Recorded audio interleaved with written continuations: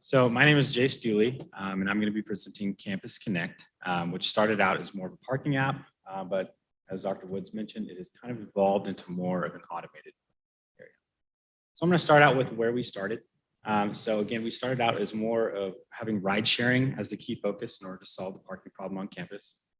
We started out with an extremely basic app and no real coders to assist with the development of the app.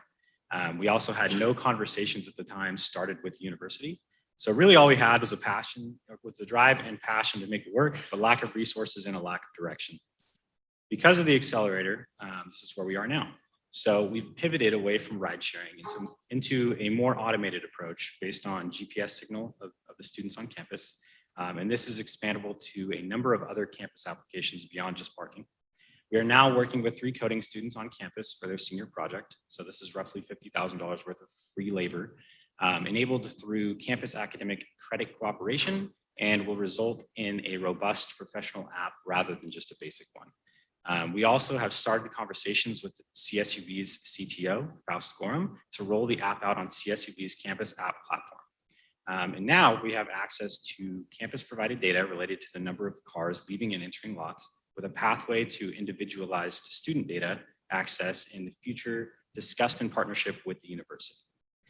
So where we are headed short term. So we're going to continue to work with the coding students to develop an application that will be able to start matching students based on their GPS location and offer a heat map of the parking lots on campus.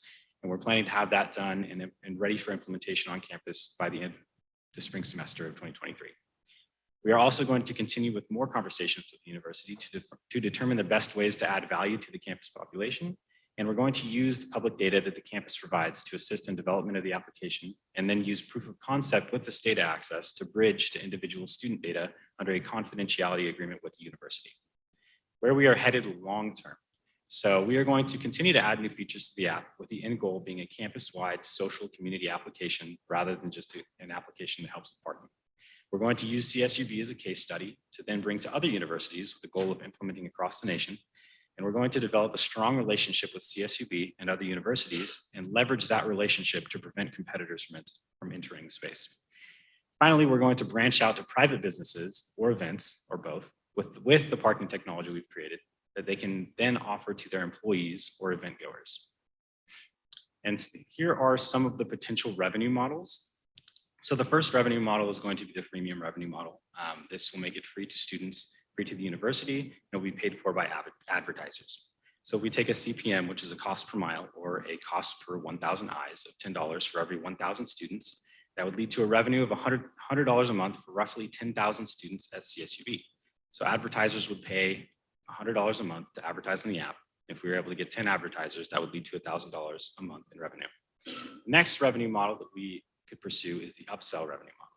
This would mean the app is free to everybody, but certain features would be locked and you would have to purchase those features. So if we were to assume that 5 to 10% of the campus population want to purchase these add-ons, like the heat map for the campus, to understand like which lot is most full or most empty, we would charge it at a flat rate of $5 a month or $5 a semester, leading to a revenue of $500 to $1,000 per month / semester.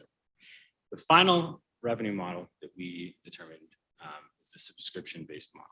And this model would have the university charging the student population $1 per student.